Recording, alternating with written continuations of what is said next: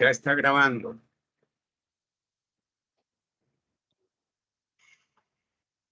Entonces damos la bienvenida a nuestra reunión de tertulia ética civil empresarial. El tema de hoy es por qué infringimos la ley, cargo del doctor Jaime Bermúdez Merizalde, a quien le agradecemos muchísimo su participación.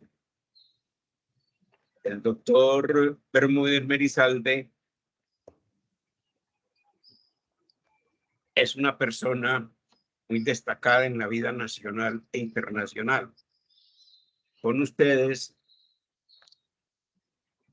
se han mantenido informados a través de mis correos de la hoja de vida tan brillante de él. El protocolo que vamos a seguir es el siguiente: los saludos, la grabación, la introducción. A las 4:10, exposición del doctor Jaime Bermúdez. A las 5, foro abierto entre participantes. Y a las 5:50, conclusiones del foro. ¿Están ustedes de acuerdo con ese programa? Sí, está perfecto. De acuerdo. Por supuesto. Bien.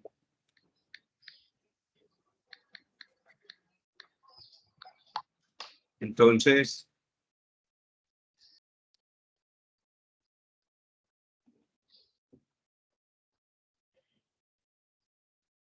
le damos la palabra al doctor Jaime. Adelante, doctor Jaime. Hernán, muchas gracias. Muchas gracias por invitarme a compartir con ustedes. A Luis Fernando por haberme conectado con Hernán y a todos ustedes por estar ahora aquí con el ánimo de poder conversar. Yo quisiera hablar menos de lo que está previsto en la agenda propuesta, sobre todo que me parece que lo más divertido y agradable en doble vía es poder intercambiar inquietudes, preguntas y conversación. ¿Aló? ¿Me escuchan? Sí, señor, estamos escuchándolo bien. Perfecto. Como decía Hernán, la génesis de esta conversación quizás surge de un libro que escribí hace un tiempo, que tuve la oportunidad también de intercambiar conversaciones con Luis Fernando Montoya. El libro se llama ¿Por qué incumplimos la ley? Y salió hace más o menos 2 años. Y les cuento una parte anecdótica. Yo tenía previsto irme afuera del país a precisamente trabajar en este libro. Me quería llevar a mis hijos y a mi mujer para hacer una especie de sabático pseudo académico. Y ya tenía todo listo, me han aceptado en una universidad en Estados Unidos, en Palo Alto, en la Universidad de Stanford, para trabajar en el proyecto. Ellos tienen un instituto que se llama el Hoover Institution, y todo estaba perfecto hasta que llegó la pandemia. Y no me pude ir para Stanford, me tuve que ir para Subachoque, una pequeña finca que tengo ahí, y ahí pasé varios meses, y con ocasión del encierro, tuve la oportunidad de escribir el libro.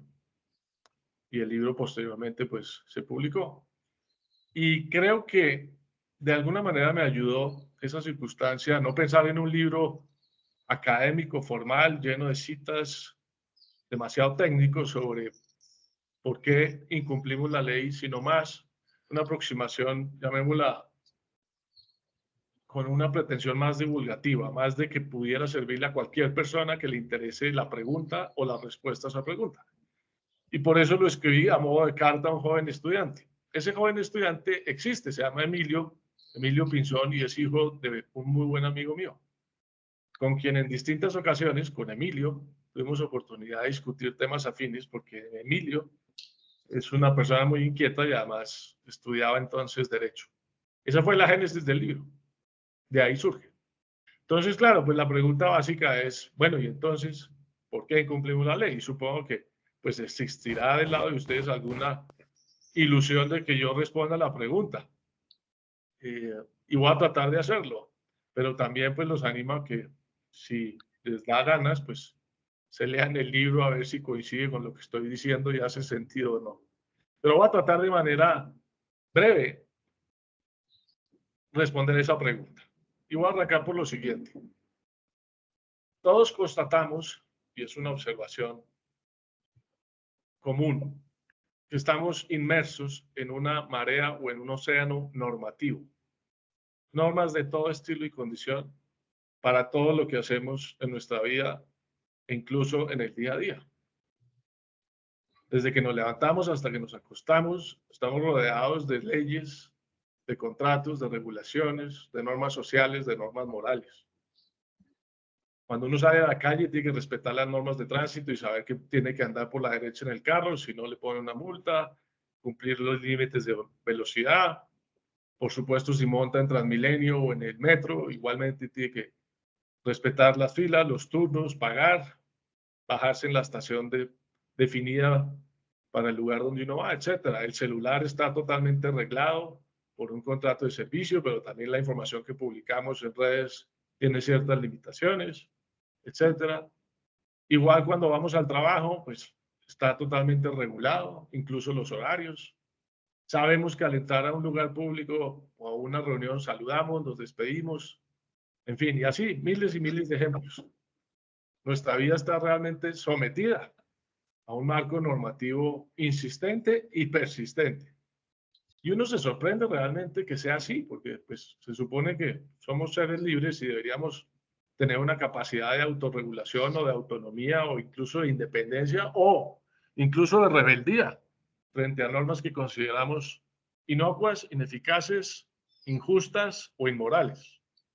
Entonces, ese es el primer hecho que me parece que vale la pena tener en cuenta. Estamos sometidos a todo tipo de normas. La segunda observación inicial que haría es, no obstante que eso es así, también nos preguntamos cuánto incumplimiento es tolerable, cuánto incumplimiento aguantan las sociedades para no entrar en el caos, para no padecer el desorden, para no afectar la vida social de los ciudadanos, para no sufrir en todo momento la incertidumbre de que la ley es violada o de que al violar la ley me afectan a mí, me afectan a mis seres queridos o las personas cercanas. Porque claro, cuando uno se levanta y lee los periódicos o entra a las redes o mira los noticieros, la narrativa frecuente es incumplimiento por todos lados. Escándalos de corrupción, crímenes, irregularidades, autoridades ejerciendo abuso de poder, desconociendo los marcos normativos. Y entremos a ejemplos más dramáticos.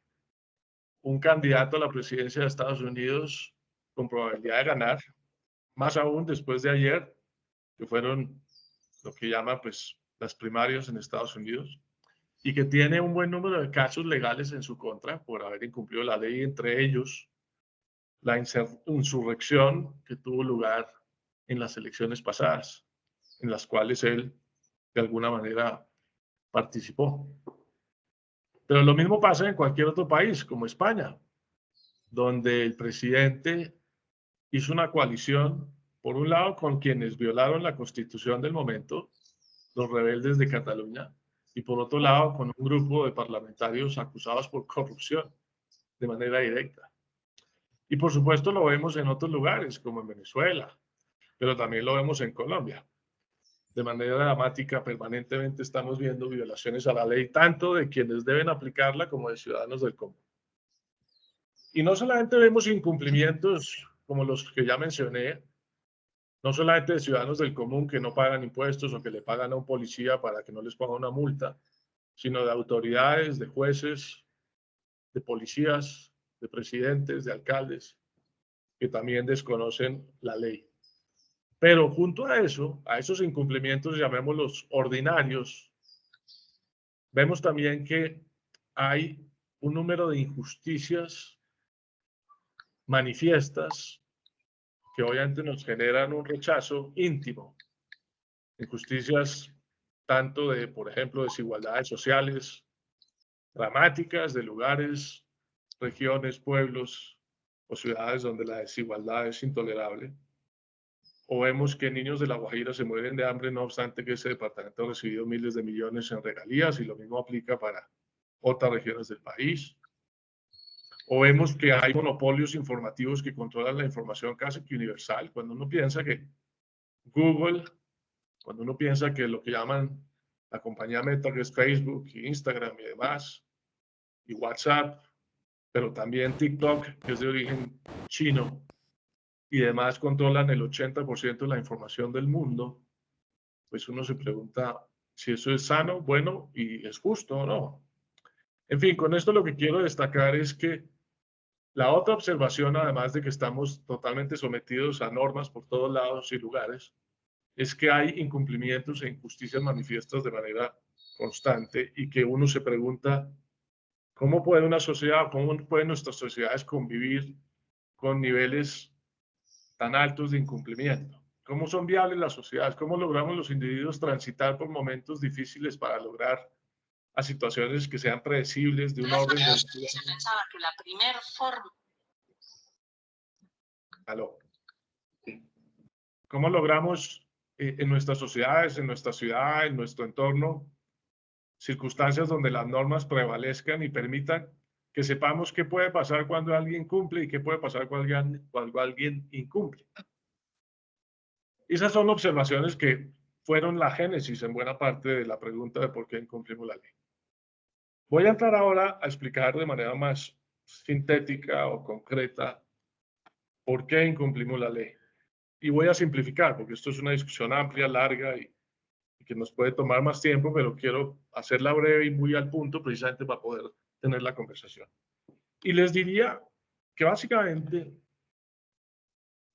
ese incumplimiento surge por también algunas observaciones. La primera, el Estado, que es una institución que fue creada durante varios siglos y llegó a su madurez no hace mucho tampoco, y sobre lo cual hoy día funcionan casi todas las sociedades, la existencia de una ficción que es el Estado, que es una institución, que es precisamente la que, por principio, debe sancionar a los incumplidores de las normas que rigen a cada uno de sus estados. Pero el Estado es incapaz, en la práctica, de someter a todos los incumplidores, o sobre todo, es incapaz de tener la posibilidad física, material y concreta de considerar la posibilidad de que exista un policía por cada ciudadano incumplidor o por cada ciudadano potencialmente incumplidor. Es decir, la mayoría de las sociedades, perdón, en la mayoría de las sociedades, una mayoría de personas cumple con la ley y cumple con las normas. De lo contrario, esas sociedades serían inviables. Esos países serían inviables. Y claro, casos de inviabilidad se dan. Y algunos países son más viables que otros. Pero en general hay un cumplimiento mayoritario de buena parte de esas normas. Pero el Estado no tiene esa posibilidad física de coerción real y concreta, permanente, constante y en todo el territorio. Pensemos en estados como el colombiano, o como el ecuatoriano, o como el argentino.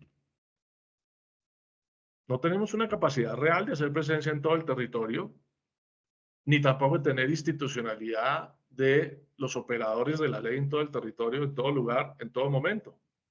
Sabemos que tenemos escasez de fuerza pública y de policías y dificultades para que incluso lo que hay sea suficiente. Sabemos que tenemos dificultades en la aplicación de la justicia y no tenemos una capacidad concreta y operativa de número de jueces que atiendan el número de violaciones a la ley. Eso sin hablar las debilidades internas de cada una de esas entidades y los problemas de corrupción y los problemas de infiltración, etcétera, etcétera. Pero lo que sí constatamos es que es virtualmente imposible que un Estado como el nuestro y tantos otros tengan la posibilidad de coerción de manera constante, permanente, en todo momento y en todo lugar. Y eso aplica también para Estados Unidos y para Inglaterra y para otros países. Incluso en El Salvador, donde hoy día se está usando a Bukele como un ejemplo de sometimiento de los criminales a la justicia, pues habrá que ver, porque hay otros ámbitos en ese país donde hay incumplimientos también exorbitantes, incluida la discusión del cumplimiento de los derechos humanos o no. Incluido países como Venezuela o como Rusia o como China, que son regímenes autoritarios, pues también enfrentan dificultades concretas de sometimiento a la ley de coerción, aún bajo esos esquemas totalitarios. Entonces uno mira y dice, bueno, entonces si no es por eso, ¿por qué la mayoría de la gente cumple? Y entonces es bueno mirar, por ejemplo, qué pasa o qué es lo que diferencia a los países que son más cumplidores que otros. Por ejemplo, ¿por qué en general tenemos la percepción de que en Alemania se cumple más que en Argentina, o que en Japón son más cumplidores que en Colombia, o que en Estados Unidos son más cumplidores que Guatemala?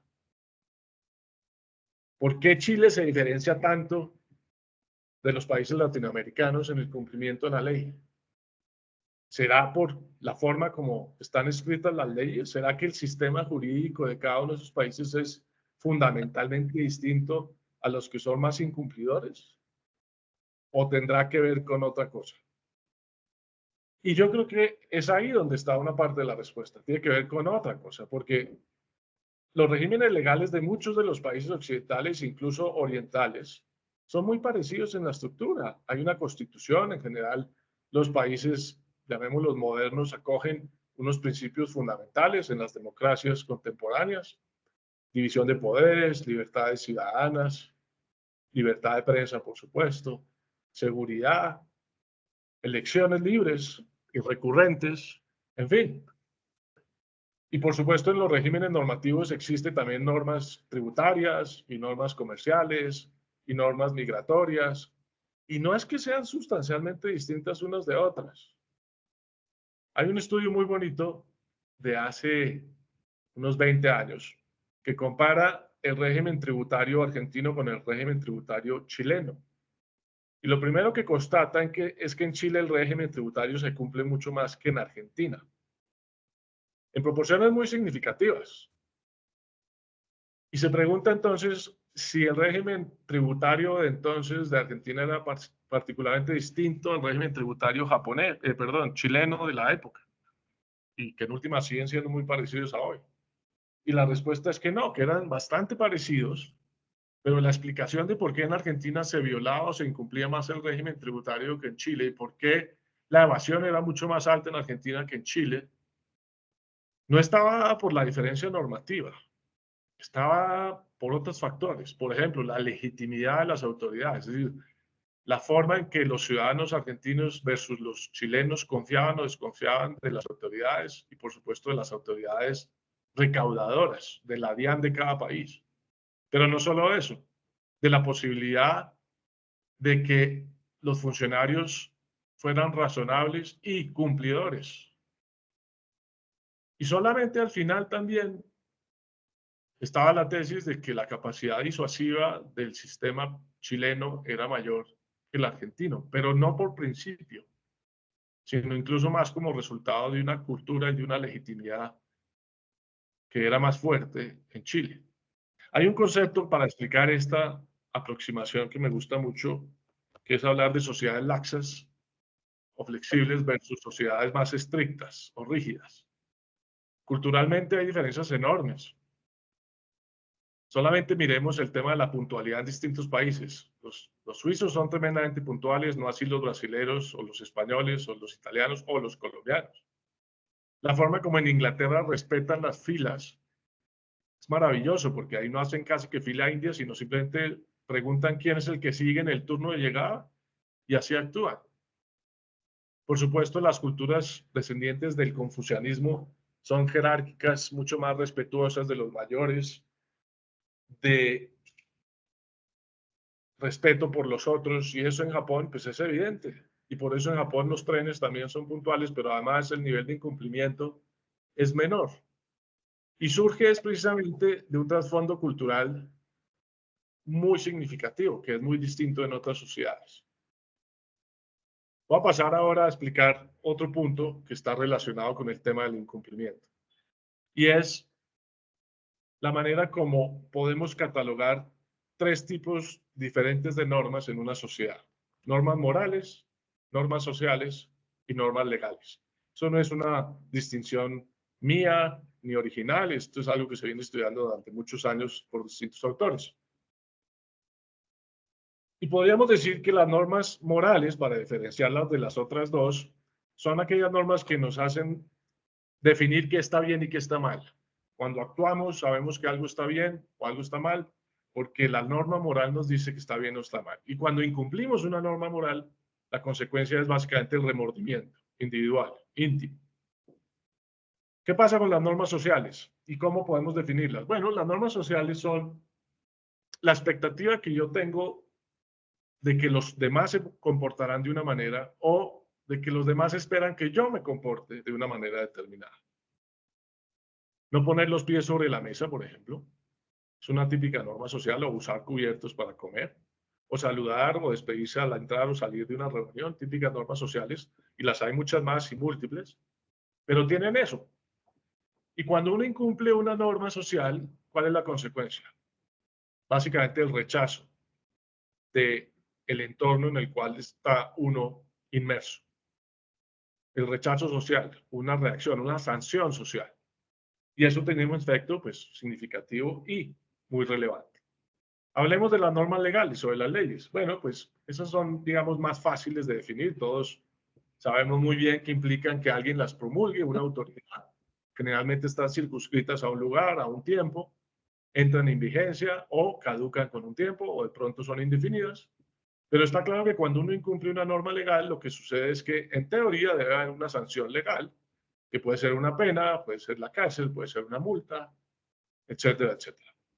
Bueno, estas normas morales, sociales, legales, están integradas en los comportamientos colectivos, pero no siempre coinciden. Algunas sociedades y en algún tipo de normas, las normas morales se asemejan a las sociales y a las legales. Por ejemplo, las normas más básicas de no matar, o el estupro, o el incesto, etcétera, son normas morales muy ancladas, también son normas sociales bastante establecidas, y es natural que la ley, de manera común, pues también sancione su incumplimiento.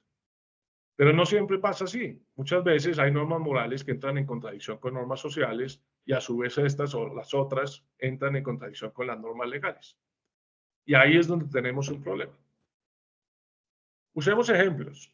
¿Qué pasa en aquellos barrios o regiones donde andar armado está bien visto socialmente? Uno se pregunta, bueno, si está bien visto socialmente es porque hay una norma social o una tolerancia social que permite que eso sea así. Ok. ¿Habrá alguna norma moral para esas personas? Puede que sí, puede que no. Puede que para individuos concretos no sea inmoral ir armado, sino lo contrario. Eso pasa aquí también, pero también pasa en Estados Unidos, como sabemos. Y no obstante, en muchos lugares está prohibido pues, portar armas. En Colombia, por supuesto, la ley prohíbe el porte de armas y sobre todo, pues, de manera ilegal y no tener los salvoconductos. Y sin embargo, vemos que hay zonas y territorios donde esa contradicción y por lo tanto el hecho de que estar armado de estatus social, pues genera una tensión con la norma legal particular. Pero podemos usar muchos otros ejemplos. El ejemplo de evasión de impuestos. Por supuesto que la ley lo prohíbe, pero se ha normalizado tanto la conducta de evadir que incluso en los entornos sociales es común pues decirle a alguien cómo se le ocurre pagar el 100% en la declaración de cuánto vale un apartamento, si lo puede subdeclarar para no pagar tanto en impuestos y en retenciones y demás. Yo me acuerdo una vez que llegué a Argentina, cuando yo vivía allá, que un amigo me dijo una vez, oiga, aquí por lo menos el ministro de Salud es un tipo muy serio. Y dije, sí, ¿por qué? No, porque él cobra solamente el 10% sobre las contrataciones públicas, mientras que los otros ministros sí tienen tarifas diferenciadas. Me lo dijo en serio. Y por supuesto sabemos que en Colombia no es extraño que haya contrataciones donde el pago del 10% se volvió de alguna manera una norma.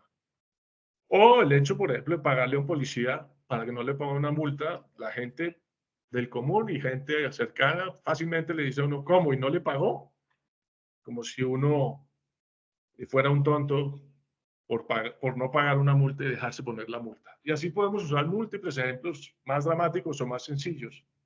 Por ejemplo, el tomar licor por parte de menores, donde hay regiones o incluso familias donde introducen a los hijos menores a tomar trago porque eso los hace varones cuando sabemos que la ley lo prohíbe. O descargar música sin pagar derechos por Internet, donde está muy normalizado hacerlo, la ley lo prohíbe y puede que moralmente no haya ninguna contradicción para quienes lo hacen. Entonces ahí tenemos un problema. Cuando hay un conflicto entre normas morales, normas sociales y normas legales, vamos a enfrentar una dificultad mucho mayor para el cumplimiento de la ley. Dicho de otra manera, las normas sociales y las normas morales son un factor determinante también para el cumplimiento de la ley. Y dicho de otra manera, cuando nuestro entorno relevante, le hace familia, entorno cercano, lo que leemos y lo que oímos en las redes, en la prensa, normaliza conductas ilegales o normaliza comportamientos que no siendo ilegales de todos modos generan conflictos y tensiones, pues ahí estamos en una situación bastante compleja que genera dificultades adicionales en el cumplimiento de la ley. Y voy a usar otros contraejemplos. ¿Por qué cuando una persona en cualquier lugar del mundo, para generalizar, llega en su carro a medianoche donde no hay tráfico, para en un semáforo que está en rojo, decide parar y respetar el tráfico o la luz de tráfico, aún pudiendo pasar el semáforo y aún sabiendo que no hay un policía que le vaya a imponer una multa? ¿Qué es lo que hace que esa persona pare? Y hay varias respuestas. Hay autores que dicen hay una norma, que es lo que se llama el sentido de obligación, con independencia de la sanción posible, que le hace pensar que esa norma es buena para todo el mundo. Es una especie como de principio kantiano aplicado al cumplimiento de la ley. Y esa persona lo respeta, aún pudiéndose pasar sin la posibilidad de una sanción. Algunos otros autores hablan de la norma social de cumplimiento, y es como esa norma social que en distintas sociedades lleva a que las personas consideren que las normas son para cumplirse, aún con independencia de si esas normas me pueden afectar a mí personalmente o no. Por ejemplo, pagar tarifas arancelarias para importar o para exportar un producto. Uno puede pensar inclusive que es excesiva la tarifa, pero uno puede decir, pues no obstante, cumple porque pues, las normas son para cumplirlas y ese es un ordenamiento jurídico que hace que las cosas puedan funcionar. Y hay sociedades, por supuesto, que tienen ese tipo de normas mucho más impregnadas en la cultura, llamémosla legal, que otras. Por supuesto, hay sociedades que ponen en entredicho de manera permanente la razonabilidad de esa norma social de cumplimiento. Y entro a una parte final para parar ahí y seguir con la conversación que ustedes deseen, y es el tema de la legitimidad, y es la dificultad de encontrar a la autoridad lo suficientemente confiable como para pensar que el hecho de que esa autoridad expida una norma o me sancione por incumplirla merece mi acatamiento o estoy dispuesto a otorgárselo. Eso es una discusión muy profunda que ha tenido lugar en muchos ámbitos de la historia de la humanidad y por muchos autores, y como ustedes sabrán, buena parte de los padres, digamos, de la democracia moderna han discutido eso en distintas corrientes. Pero lo que es un hecho es que en la medida en que haya más legitimidad, es decir, más aceptación a la autoridad, más reconocimiento a lo que hace y cómo lo hace, existe una mayor probabilidad de acatamiento a la ley, aún con independencia de normas específicas o particulares. Eso es lo que hace que a veces cuando uno llega a Estados Unidos como colombiano, pues no se le ocurra violar la ley, no solamente porque lo van a sancionar seguramente, aunque es posible que no, pero uno dice es que aquí la gente sí cumple. Y lo mismo imaginarse uno, pues, llegar a un país como Alemania. Y lo ve uno también, pues, en países obviamente más desarrollados donde el cumplimiento y el acatamiento a la autoridad es muy significativa. Y lo contrario, uno ve que en muchos ámbitos, incluidos países desarrollados también, cada vez la discusión sobre legitimidad es mayor. Y voy a hacer un par de comentarios en este punto.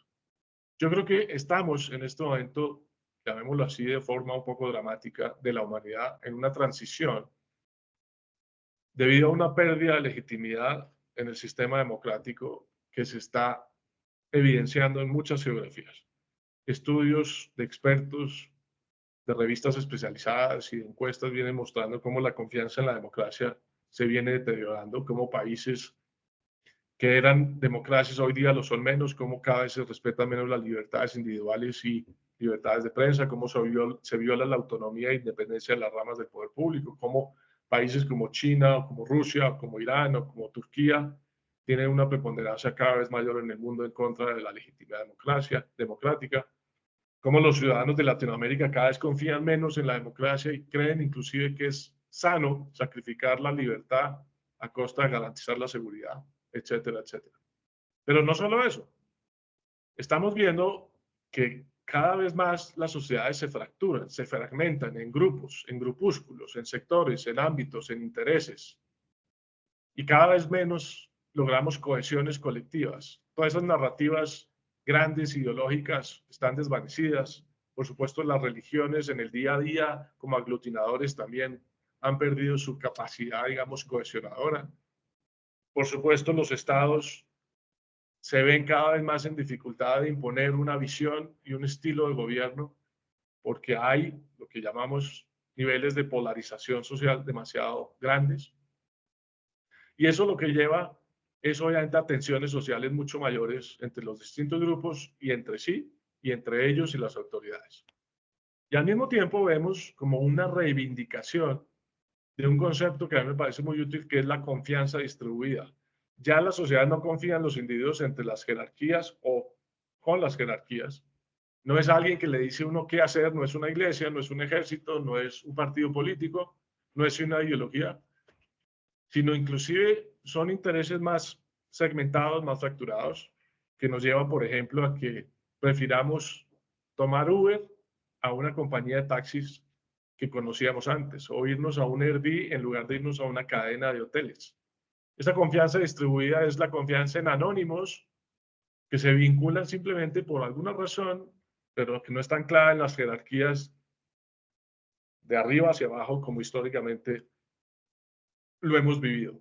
Y eso se puede ilustrar de muchas maneras. La migración ha acelerado también ese tipo de tensiones.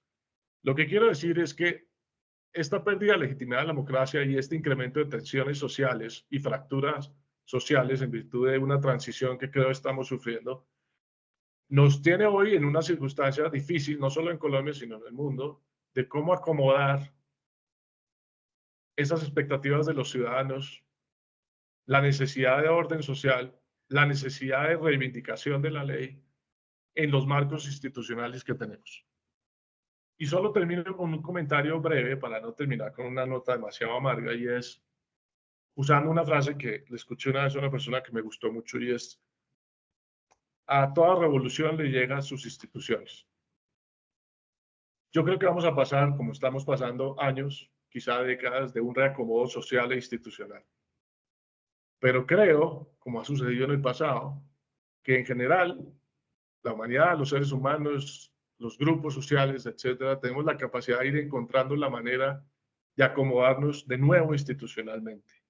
¿En qué esquema, bajo qué figura? No lo sé, no tengo la respuesta. ¿Será un Estado postdemocrático? Puede ser. Quizá la discusión sobre representatividad o democracia directa está en entredicho de alguna manera.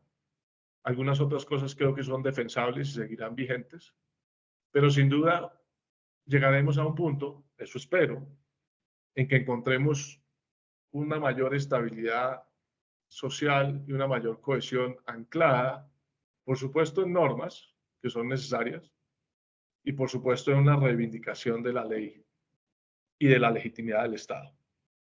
Bueno, ahí paro, porque si no aquí nos quedamos otro buen rato, y lo que me parece divertido, si les parece, es que podamos intercambiar ideas y apuntes. Excelente, doctor, su participación. Los que quieran preguntar, por favor, levanten la manito que haya alguien participar. Yo, mientras tanto, le hago la siguiente pregunta, doctor.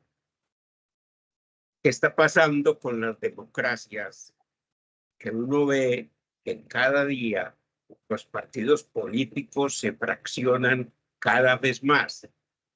Y entonces uno no encuentra en ningún momento unas mayorías que realmente desde la democracia puedan sacar adelante el país. Sí, claramente, como lo decíamos, el tema de la democracia sigue siendo, digamos, el sistema más o mayoritariamente vigente por excelencia, pero sufriendo y padeciendo debilitamientos no menores, por todo lo que ya dijimos. Pero junto a eso, el tema de los partidos y la representatividad también muy fragmentada y fracturada. Y en efecto, como usted lo dice, el tema de los partidos es dramático. Aún en países donde todavía juegan un papel importante, como podríamos decir Estados Unidos o Inglaterra o en Alemania. Pero ahí también hay una fractura y una ruptura y una incapacidad de encontrar puntos comunes cohesionantes muy fuertes. Ya sabemos que en Estados Unidos, incluso en varias ocasiones, el funcionamiento del día a día del Estado ha estado a punto de colapsar porque no llegan a acuerdos sobre los presupuestos. Ni qué decir sobre el papel de la democracia en momentos electorales, ni qué decir, pues, de si un candidato a la presidencia puede llegar a ser presidente teniendo el número de casos y acusaciones legales como las que tiene Trump hoy en día, etcétera. Y lo mismo se puede decir de otros países que eran y han sido referente institucional y democrático fuerte. Entonces, sin duda, claro, hay un debilitamiento de los partidos y la gente empieza a migrar hacia otros referentes. Y por eso, digamos, el tema de las redes sociales en política viene cobrando tanta fuerza, en política y en otros ámbitos. Porque es una especie de empoderamiento del ciudadano colectivo que puede interactuar de manera directa, convocar de manera directa, tener más información de manera inmediata que incluso los políticos profesionales. Y por eso gobernar hoy día además se ha vuelto tan difícil, no solamente por la exhibición o la exposición permanente de información, de acusaciones, de mentiras, de falsedades y de verdades, sino porque el número de demandas y la frecuencia de las demandas ha crecido de manera exorbitante y eso genera tensiones adicionales. Y la democracia que hemos conocido hasta hoy no ha sido capaz todavía de encaminarse y resolver ese tipo de dificultades para encontrar elementos o factores más cohesionadores, que era lo que decía. Creo que una cosa es el pluralismo que logra encontrar elementos comunes para avanzar y otra cosa es el pluralismo radical en el cual es virtualmente imposible encontrar denominador común para agendas comunes de desarrollo, crecimiento, libertades, etc. Usemos ejemplos para no hablar como tan en el aire. Es obvio que las dificultades del conflicto entre Israel y Palestina es un contexto en el cual está en entredicho y en tensión todo. El pluralismo radical ahí se ve obviamente anclado en ideologías, concepciones, religiones, visiones de la democracia, visiones del otro, y ahí hay una fractura descomunal que obviamente se refleja en una guerra. Pero usemos contraejemplos. Europa, que es un continente que históricamente peleó entre sí por siglos, por siglos. Después de la Segunda Guerra Mundial, no obstante, seguían siendo países de culturas distintas, de lenguajes e idiomas distintos, de tradiciones distintas, de creencias distintas. En fin, uno puede ilustrar las diferencias europeas de muchas maneras. Lograron definir un proyecto común, una cohesión común que incluso los llevó hasta crear la Unión Europea, incluso hasta ceder autonomía de los estados participantes en temas que nunca se hubiera pensado posible. Uno puede discutir si eso llegó muy lejos, si se les fue la mano, si está debilitada la Unión Europea, todo eso está perfecto. Pero lo que quiero señalar es que hay momentos y etapas y contextos donde el pluralismo permite encontrar puntos de cohesión normativos para agendas comunes. Pero hay situaciones a la inversa que generan tensiones sociales, políticas, culturales y religiosas adicionales. Latinoamérica es una paradoja en el sentido de que no tenemos esas diferencias culturales, religiosas, ideológicas, digamos, originarias en grandes narrativas como la tienen otras regiones, pero tenemos esa dificultad anclada en la debilidad institucional, en la debilidad de los partidos, en ese incumplimiento, digamos, de las normas de manera intensa. Tenemos obviamente unas desigualdades sociales y una ausencia del Estado en muchos territorios y lugares y sectores sociales dramáticos que generan todas estas tensiones. Entonces, con esto lo que quiero decir, doctor Hernán, es que, de nuevo, estamos sí en un momento donde hay un debilitamiento importante de instituciones, partidos, narrativas, cohesión y, por supuesto, de la ley, que tenemos que explorar fórmulas para reivindicarlo. Y solamente les voy a anunciar una que podemos profundizar más adelante. Creo que es muy importante trabajar en promover liderazgos y lo que un autor gringo llama emprendedores normativos, que lleven a reivindicar normas sociales, llamémoslas así, civilizadas, o a no permitir normalizar lo anormal, o que permitan promover una cultura de la cooperación. La cooperación es un elemento fundamental para encontrar salidas, y la voy a sintetizar de la siguiente manera. La cooperación es un concepto que se ha estudiado mucho también por distintos autores, incluso por expertos economistas en ciencias del comportamiento.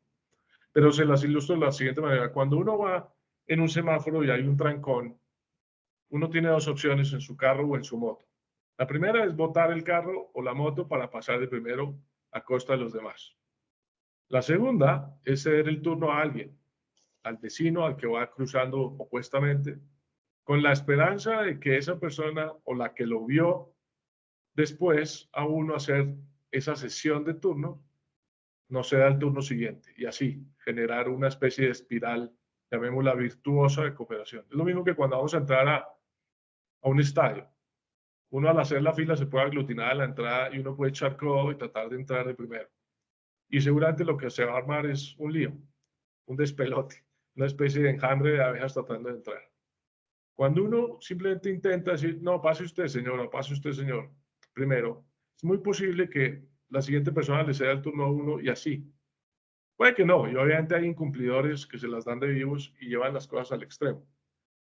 Y hay muchos ejemplos de eso. Pero lo que estoy ilustrando es que acciones de cooperación concretas y en distintos ámbitos permiten generar espirales de comportamiento normativo interesantes. Y un último comentario. Las ciencias del comportamiento hoy día nos están dando muchas herramientas precisamente para reivindicar cumplimientos normativos y comportamientos. Y dos ejemplos concretos de cómo la humanidad también de manera rápida se acomoda y genera normas que permiten la convivencia. Yo no sé si ustedes en Medellín les pasa, pero yo creo que sí, porque lo he visto, y aquí en Bogotá y en muchos lugares del planeta, en que en los parques la gente ahora saca sus animales y recoge lo que dejan los animales.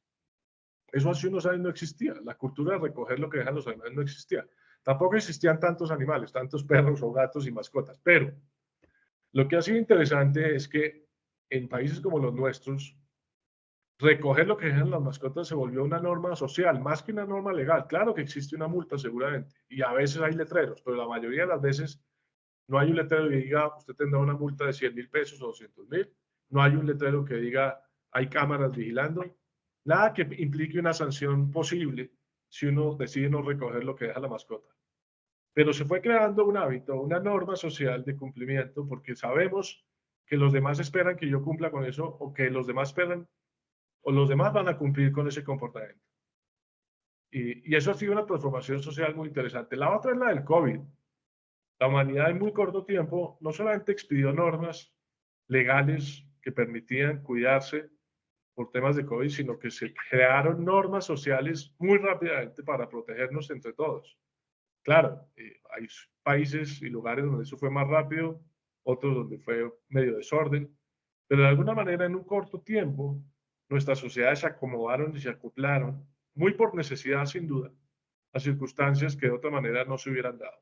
Luego, la capacidad de reconstruir tejidos normativos existe. La pregunta es cuáles son las cuerdas que activan esa posibilidad de manera concreta y las logran ampliar.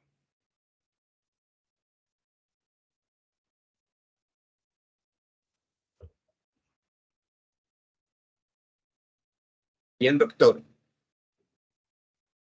¿Alguien más tiene otra pregunta? Sí, yo Hernán, Adelante, quiero hacer así un comentario. Bueno, primero decir, sí. Augusto. Adelante. Doctor Jaime Augusto está en España. Hola, ¿qué hay? ¿Qué hay? Sí, Buenas noches. ahora, otra vez, buenas noches. La charla ha sido todo un análisis, o sea que no hay nada que decir. Yo querría, al principio de la misma, hacer un comentario sobre la situación de aquí de España y sobre eso podemos abrir discusiones quizás, ¿no? Tengo muchas notas que a lo mejor son muy caóticas, pero bueno, podemos ir tocando, ¿no? Y sobre todo empezar, por ejemplo, yo conozco bastante bien el tema de Cataluña, ¿no? Que ha salido de pasada. Estuve muy metido en él y bueno. Y el comentario, efectivamente, el comentario, por ejemplo, del gobierno, que hoy mismo ha llegado a un acuerdo con el independentismo catalán para cambiar la Constitución, que esto es verdaderamente asombroso, ¿no? Claro, esto es tal desvarío que a la gente lo que le induce precisamente es a no cumplir nada, claro. Es decir, si tú cambias una ley para hacer cumplir una cosa legalmente en contra de la antigua ley, es un sinsentido de mucho cuidado. Eso por un lado. Pero es que no hay que olvidar que nosotros ahora mismo aquí hay una situación más grave, que es un Consejo General del Poder Judicial que tenía que haber dimitido, haberse ido hace 5 años y no se va. Y no se elige. Es decir, estamos absolutamente fuera de la ley. Con lo cual, bueno, es absolutamente absurdo ni siquiera entrar en una discusión de lo que es ley o no es ley, ¿no? Nosotros aquí, claro, ¿y qué es la ley? Bueno, pues no sabemos lo que es la ley, porque ya hemos llegado a tal desvarío que la ejemplaridad no es que sea, es la anti-ejemplaridad, diría yo. Con lo cual, bueno, ¿qué sentido tiene? Al revés, lo que se induce es, vamos a incumplir todos, es la desobediencia general, ¿no? Es un desastre al final. Existe otro tema curioso que leyendo a Zizek, que bueno, es un filósofo que empezó marxista y tal, siempre dice, es que las democracias liberales llevan implícito la corrupción. Es decir, es una característica. Yo les invito a que, si no han leído, le lean. Porque es muy interesante, porque existe una dualidad de alguna forma y una democratización de la corrupción al final. Yo creo que esto es un factor importantísimo. Y luego para los juristas, ¿no? Para los juristas les abro otra. Ya digo que es un poco caótica la intervención, ¿no? Para los juristas, a mí me llama muchísimo la atención el concepto de que las leyes son interpretables. Porque claro, cuando una ley se puede interpretar, pues puede significar una cosa y la contraria. Con lo cual se abre una puerta a la injusticia continua, cosa que en España se da cada día, es normal, o sea, los juzgados no funcionan nada y demás, y siempre se justifica una cosa que al final dices, bueno, esto es un sinsentido completo. Va más allá moralmente, es un sinsentido completo. Una ley no puede significar dos cosas, o está mal hecha la ley o el juez está fuera de sí. O sea, es una cosa absurda desde el punto de vista de la lógica, ¿no? Y luego, bueno, propongo también, claro, que se ha hablado de Rusia, de China, bueno, ¿qué significa hacer cumplir la ley en esos países? Porque claro, quizás el que no incumple la ley es el que está dentro de la ley, digamos, de la ley moral, porque está muy bien el hablar de 3 tipos de normativas, ¿no? Al final es lo que estamos hablando de normativa moral, quizás, ¿no? Bueno, lo que quiero dejar es abierta la discusión de que probablemente el propio sistema legal es el que induce siempre al incumplimiento. Gracias, Augusto. Lástima no tener un vino aquí para poder continuar la charla de largo aliento. Déjame hacer unos par de comentarios muy breves para continuar, obviamente, con los comentarios que consideren. El tema de España, pues no es solo en España, como ya lo hemos visto, del cumplimiento de la ley, y sabemos que son múltiples los casos en que son las mismas autoridades, los mismos quienes se supone que deben hacer cumplir la ley y la Constitución, los principales incumplidores. Y eso, por supuesto, mina y fractura en su esencia la legitimidad y, por supuesto, el orden jurídico y, por supuesto, la convivencia. Yo te diría que en esa misma línea, lo más grave de la corrupción no es solo la plata que se roban, sino fundamentalmente la ruptura de la legitimidad o de la confianza en quienes deben hacer cumplir la ley y no la cumplen.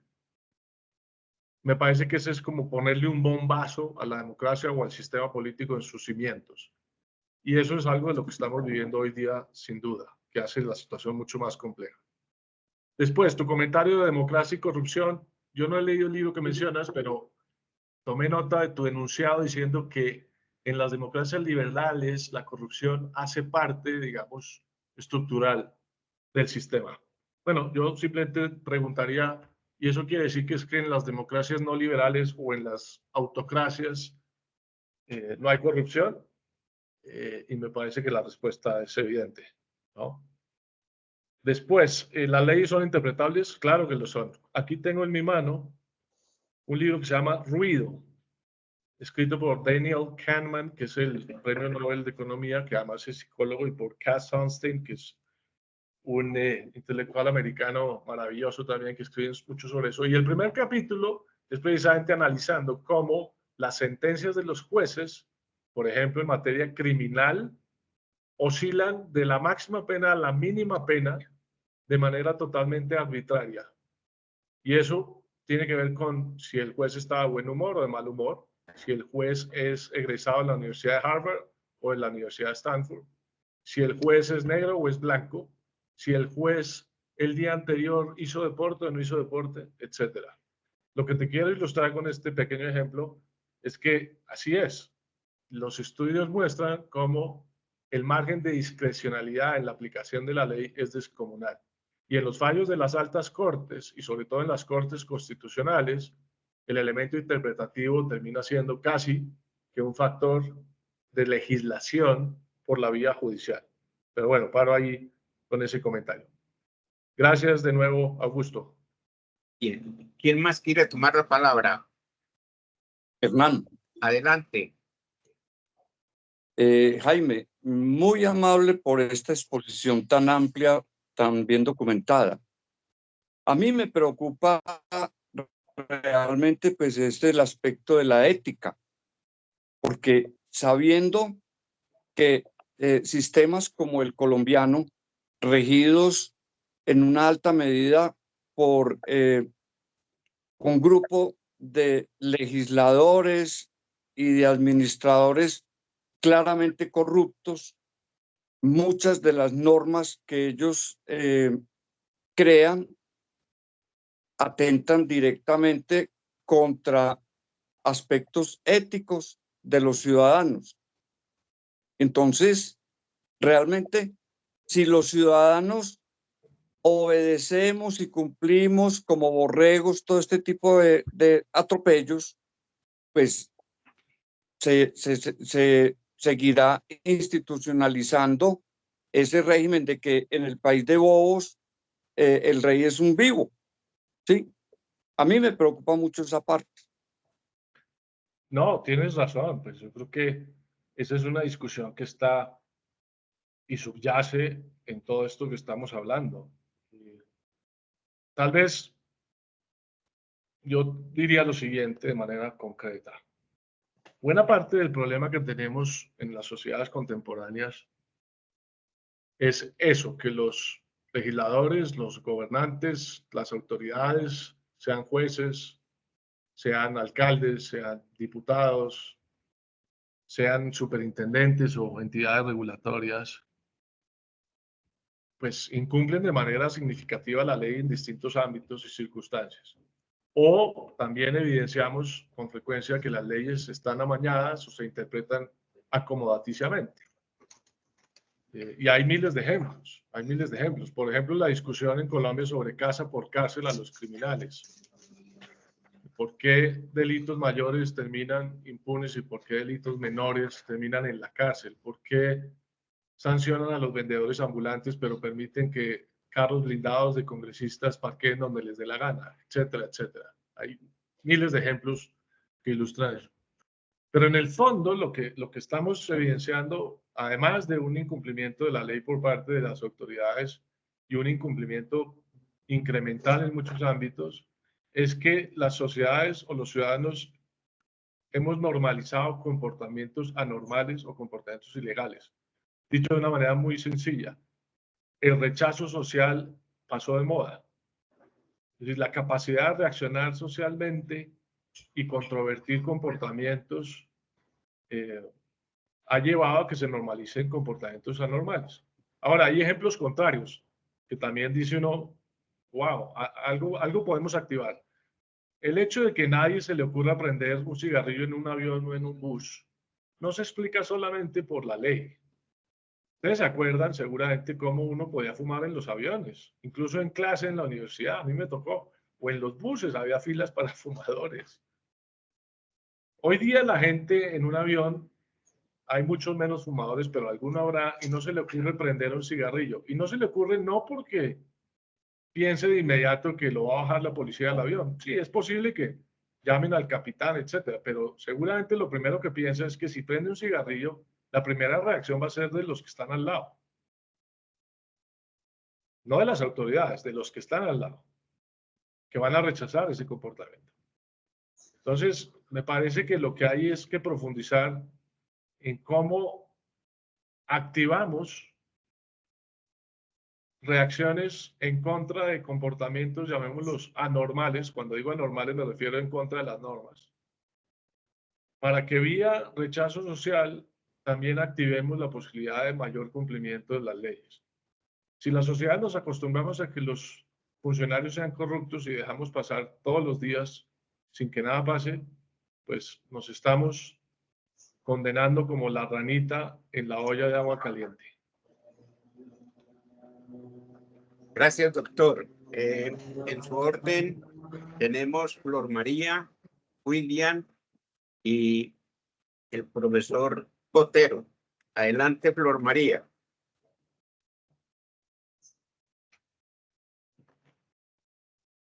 Flor María, adelante, prende tu micrófono. No me activa. Ya, buenas tardes. Muchísimas gracias, doctor Jaime. Muy amable.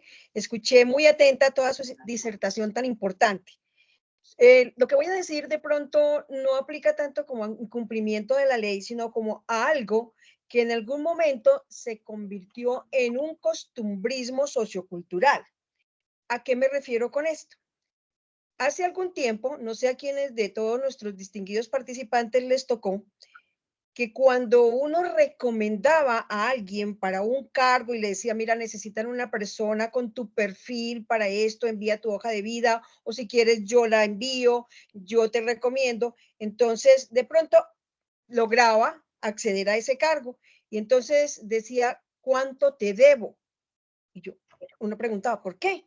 Ah, porque me dieron el cargo y eso me lo ayudaste a conseguir tú, porque había la costumbre de que algunas personas cobraban por recomendar a alguien. Entonces quiero conocer su opinión al respecto, doctor Jaime, y si de pronto alguno de los distinguidos participantes también quisiera decir algo, no sé si lo permita. Esa era como mi inquietud. Muchas gracias, Flor María. Creo que eso nos lleva a otros ejemplos.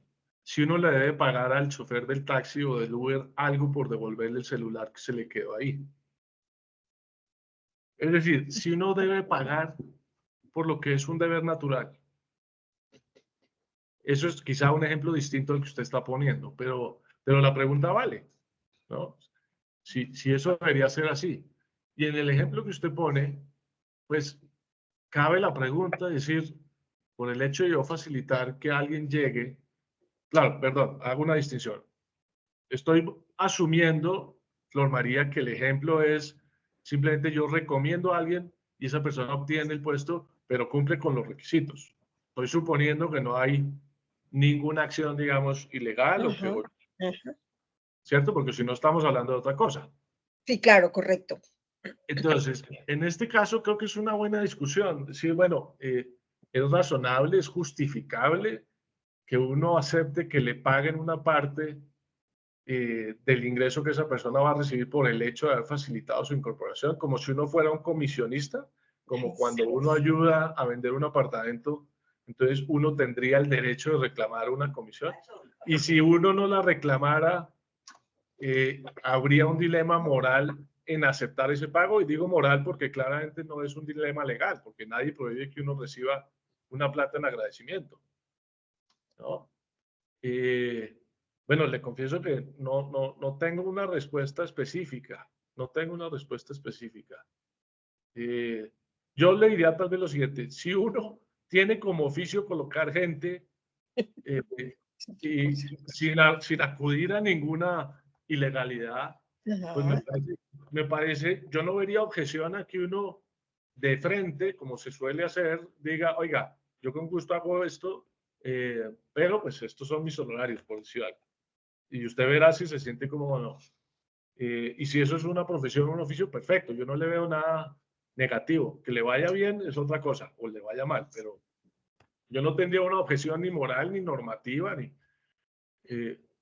la contraparte es, bueno, y si yo no me dedico a eso y lo hago por buena voluntad y me ofrecen compensación, pues creo que también debería ser un dilema moral que cada quien resolverá, si le parece razonable aceptarlo o no. Algunas otras personas, y ahí me incluyo yo, y ojo que con eso no quiero decir que eso sea mejor o no, a mí me parece que esas cosas deberían darse de manera natural, con la intención de ayudar y que a alguien le vaya bien sin recibir remuneración por eso. Pero también reconozco que si uno considera que eso es una ayuda profesional, pues tampoco vería objeción por que haya una remuneración. Esa sería mi aproximación al tema. No había pensado, digamos, de manera detallada en algo así, y lo pensaré, pero hasta ahí tengo mi capacidad de responder lo que se me ocurre, Flor María.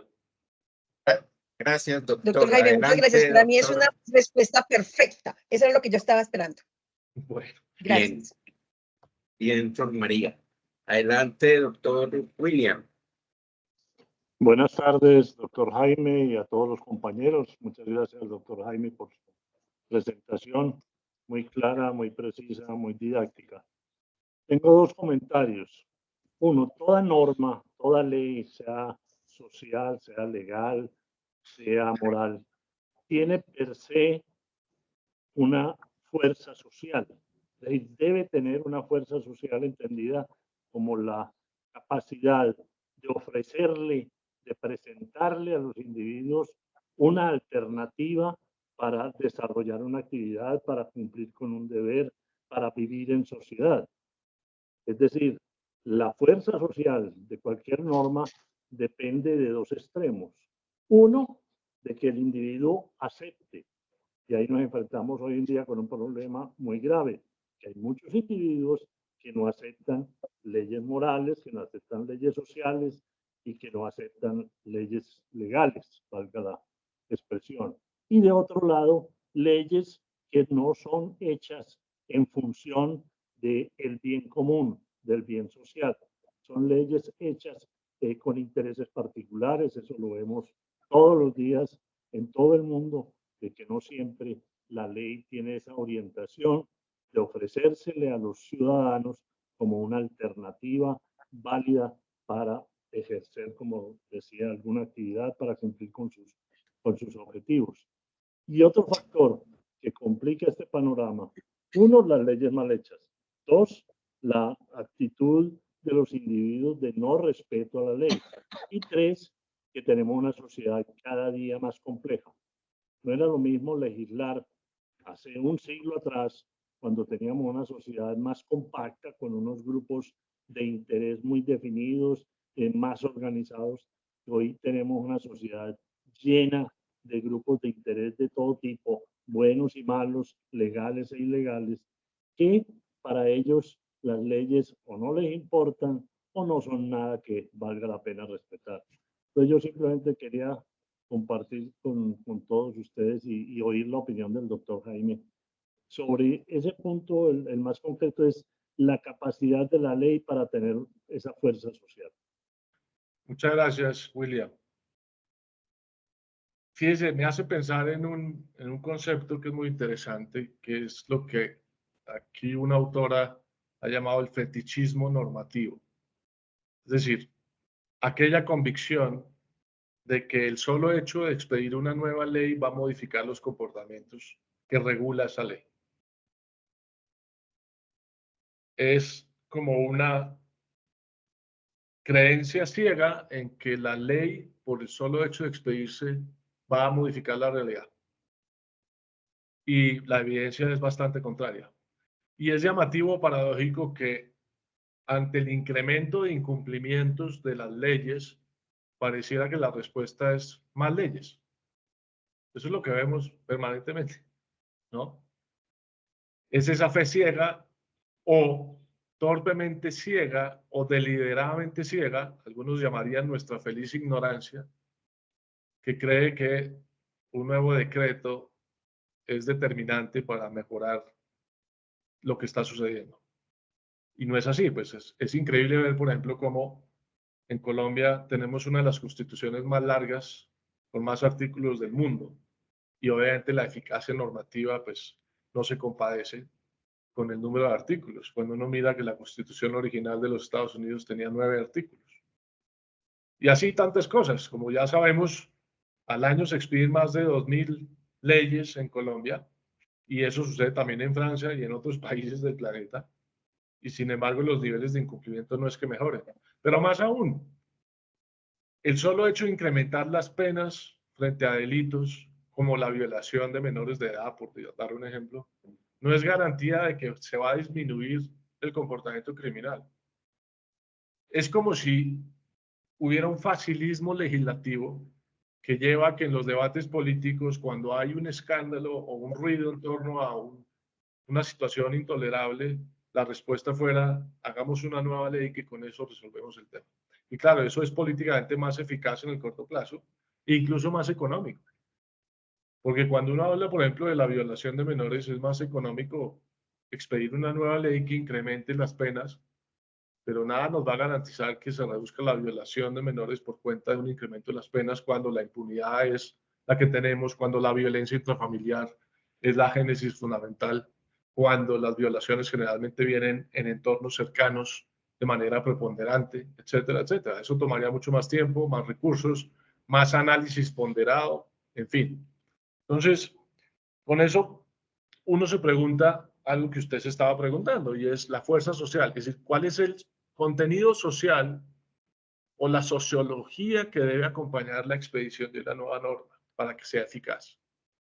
¿Qué pasa con una ley, por ejemplo, nueva que busque, como pasó en el Perú, prohibir el uso del licopor para los empaques, llamemos de comida para llevar a casa, o de comida chatarra, o de comida rápida, o de lo que llamamos aquí los corrientazos, que son los almuerzos ejecutivos en la calle, etc. Bueno, en Perú se expidió esa nueva ley y lo único que ha habido es contrabando de icopor y producción ilegal de icopor en el territorio. Porque claro, no hay en el mercado un sustituto real económicamente igual, es decir, que valga parecido al icopor, lo que genera incentivos perversos al cumplimiento de esa ley. Y ahí, como usted decía, me parece que ese concepto de fuerza social o el sustrato social que debe fundamentar la expedición de una ley termina siendo determinante. Es decir, yo creo que los legisladores, entendido en sentido amplio, aquellos que expiden nuevas normas, nuevas leyes, nuevos decretos, tendrían que hacer un ejercicio de análisis sociológico, por llamarlo de alguna manera, en torno a la posibilidad de impacto real de esa norma. Por supuesto, ni qué hablar de los otros temas que usted menciona, de las leyes perversas y mal hechas y sesgadas que afectan dramáticamente la posibilidad de cumplimiento. Gracias, doctor. Adelante, doctor Rodrigo. Tenga su micrófono. Bueno, muchas gracias. Muchas gracias. Un saludo muy especial y también a gratitud al doctor Jaime. Pues yo quisiera comentar dos o tres cositas breves. Una, las condiciones fundamentales de la ley son que sea útil, que sea honesta, es decir, que esté orientada al bien común, que sea posible y que sea promulgada debidamente, ¿cierto? Entonces, ¿qué pasa? Que cuando hay una... bueno, y yo siempre he pensado que cuando dice que sea posible, es que sea posible de cumplir, pero yo he pensado también que debería ser posible de controlar. Por decir alguna cosa, si yo vivo, si yo estoy lejos de mi casa y tengo niños, hijos adolescentes, y estoy lejos y no tengo a nadie, pues yo ¿para qué les digo que se tienen que acostar a las 11 de la noche si no tengo ninguna forma de controlarlo? Ninguna. ¿Qué forma podría tener pues, hoy porque hasta si me ponen la cámara, aparecen dormidos y a los cuando se apaga la cámara ya se, pues, bueno. Entonces, debe ser posible y tiene que ver con lo que decían ahora, de que realmente la ley tenga una utilidad práctica, una eficacia. Bueno, pero entonces, claro, mientras más leyes hay, menos posibles para el Estado controlar. Y entonces uno piensa, si no es hora de porque quisiera apuntarle precisamente a soluciones, si no es hora de pensar en replantear cuál es el verdadero papel del Estado y si el Estado tiene que limitarse para que pueda hacer bien su labor, por un lado. Y por otro lado, realmente se me ocurre que habría que apelar a la formación ética, porque tenemos que estar de acuerdo, o estamos de acuerdo, en que el ciudadano bien intencionado necesita muy poco de la ley, ¿cierto? Y voy a comentar una cosita breve de mi vida profesional. Yo soy de formación ingeniero industrial. Y entonces alguna vez que me estaban entrevistando para un cargo de director de personal, me dijo el presidente de la compañía, hombre, perdóneme una cosa, pero es que yo no entiendo cómo es posible que una persona que no tenga una formación en derecho pueda hacer la gestión de personal. Y yo le dije, pues hombre, es que ¿quién dijo que el derecho en esto hay que trabajar es con la inteligencia, con la creatividad para resolver problemas? Y ocasionalmente hay que ir al derecho, y para eso pues hay expertos que van a asesorar a la organización, ¿o no? Y me dijo, pues tenés razón, es que yo siempre he pensado que todo hay, y le dije, es que el derecho es simplemente un recurso, pero si uno trabaja con honestidad y con inteligencia y con creatividad, pues posiblemente no tiene que llegar al derecho, ¿sí o no? Y le dieron entonces, pensar en la forma también de desarrollar un sentido, de desarrollar más y trabajar más en el sentido ético. Porque yo no sé ustedes, pero yo personalmente en Colombia estoy aterrorizado porque es que en Colombia, les voy a contar una anécdota. Mi hijo mayor, que ya tiene 40 años, cuando tenía 14 años, y alguna vez que yo decía, pero criticando la falta de respeto por las leyes, me dijo, papi, en Colombia no hay leyes sino simples sugerencias. Me lo dijo un muchacho de 14 años. ¿Y por qué? Porque realmente, ¿qué pasa? ¿Qué pasa si usted no le cumple? Pues si no cumple la ley, prácticamente no pasa nada. Atérrese, Augusto, de que en Colombia el 80% de los motociclistas no paran en los semáforos. El 80%. Y no respetan el sentido de las vías y no respetan lo que nosotros llamamos las aceras. Yo no sé ustedes cómo lo llaman en España. Y no pasa nada, es que el problema es que no pasa, porque yo me puedo poner en contravía en cualquier otro país, pero la probabilidad de que tenga un problema serio es mucho mayor.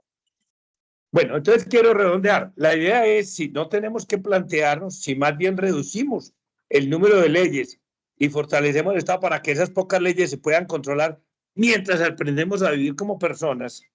Y por otro lado, si le trabajamos duro a la formación en el sentido ético, porque yo creo sinceramente que la persona que tiene un sentido ético tiene que tener mucho menos preocupación por la ley, ¿cierto? Porque termino diciendo, una persona razonable en una vía congestionada sabe que no debe ir a más de 40, 50 kilómetros por hora, no más, y posiblemente si hay niños, entonces a 15 o a 20 lo que le dé el vehículo, ¿cierto? Pero si no tiene ninguna formación, pues en ese sentido, pues simplemente mirará si hay una prohibición o no de andar a 100 y andar a 100. Porque realmente lo que estamos concluyendo es que hay una gran disposición, a ver, ¿cómo le dijera? Sí, una gran tendencia a no respetar la ley y que eso nos amenaza gravísimamente a todos y hace preguntar si entonces tiene sentido o no el Estado o si realmente lo que hay es que plantear ¿cómo dicen los jugadores? ¿Cómo es? Recoger y volver a dar. Espero no haber sido demasiado confuso en mi exposición. No, muchas gracias. Muchas gracias, Rodrigo. Breves comentarios. Usted dice, ¿será que tenemos que limitar los ámbitos de intervención del Estado para reducir las normas? Le diría, depende, pero lo que sí es claro es que tenemos que mejorar la técnica legislativa y simplificar al máximo la técnica normativa. Una parte de la respuesta de la discusión que les mencioné de Chile y Argentina en el sistema tributario, además, tenía que ver con que el sistema chileno lograba mayor simplicidad en el régimen tributario. Hay temas legales en que la complejidad hace más difícil el cumplimiento y la simplicidad lo facilita. Y el régimen fiscal en cualquier país es uno de ellos, ¿no?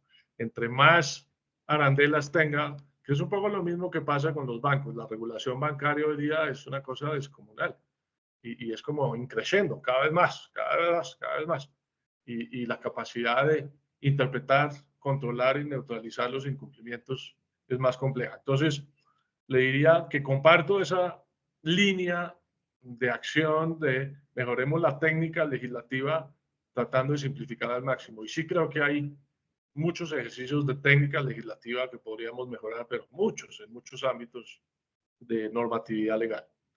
Otro elemento importante adicional a la lista que usted hizo de las componentes claves de la ley, entre que sea honesta, posible, promulgada, etcétera, es la comunicación y tiene que ver con la complejidad normativa.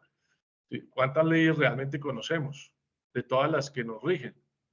Pues algunas, pero la mayoría no. Y por eso es que a los abogados les va tan bien, porque necesitamos especialistas en todas las áreas, porque ya uno no es capaz. Y cuando uno es ingeniero como usted, pues necesita más abogados todavía. Espero que de todos modos le hubieran dado el puesto. No nos contó si le dieron el cargo o no, pero en efecto, la comunicación que permita explicar bien por qué esa ley no otra, cuál es el alcance, cuáles son los efectos y cuál es la motivación, es un elemento particular. Y termino con el comentario sobre ética.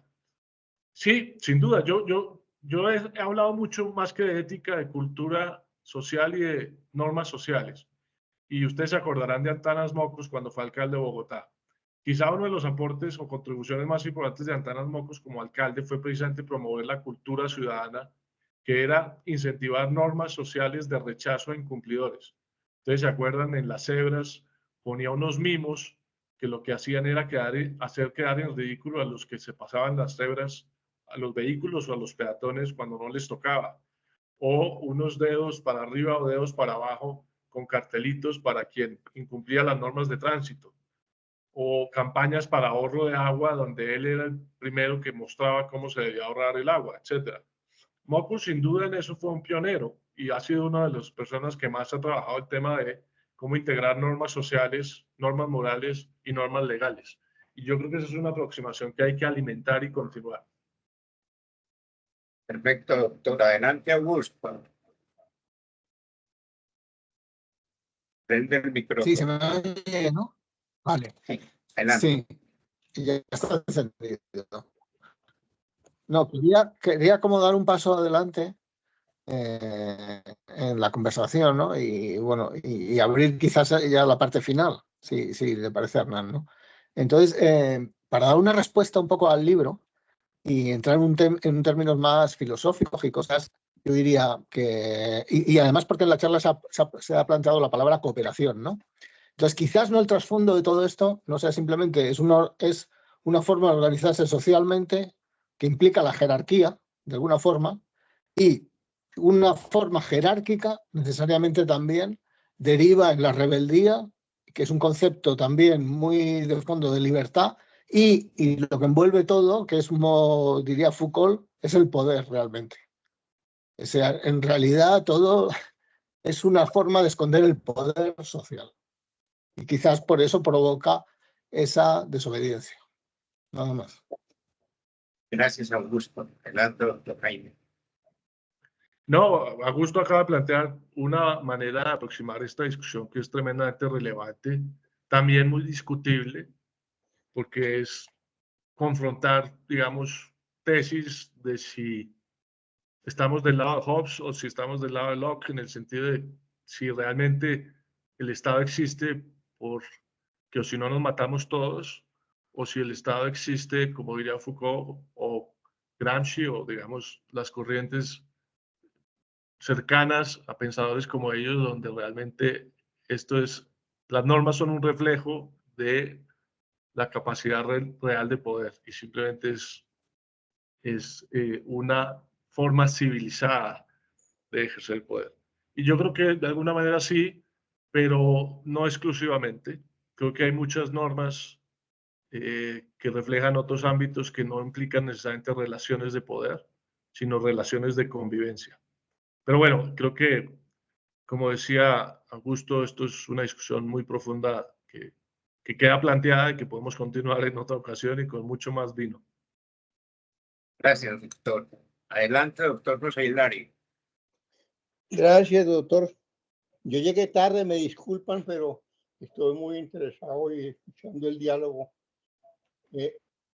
Me ha llevado a reflexionar, porque estoy trabajando en este momento sobre la transición energética. El problema más grave que le he repetido varias veces que está afrontando nuestra civilización es el cambio global, que es más que el cambio climático, el calentamiento, ¿no?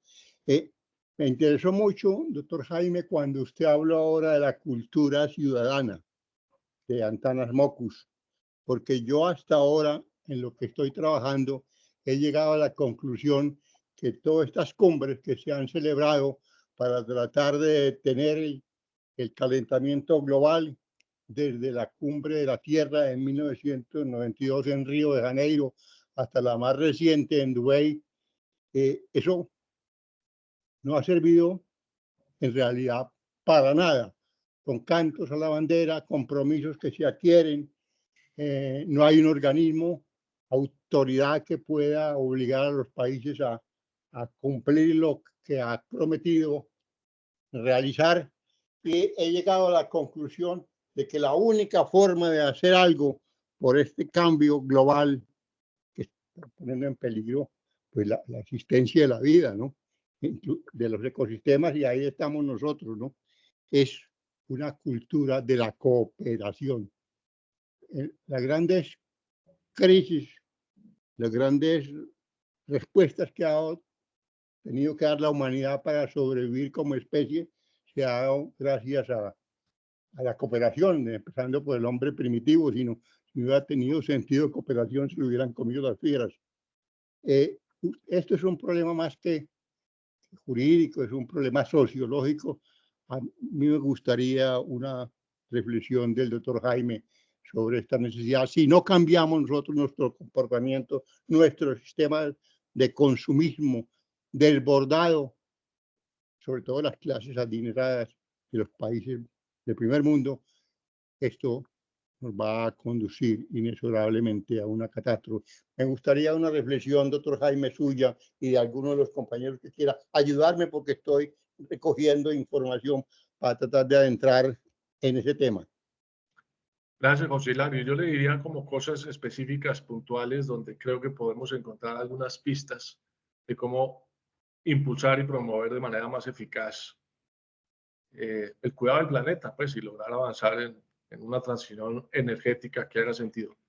Le diría lo siguiente: las ciencias del comportamiento hoy día es un conjunto de ciencias que están haciendo avances muy importantes de qué teclas, qué claves activar en las personas, en los individuos, para motivar comportamientos colectivos significativos que transformen la realidad.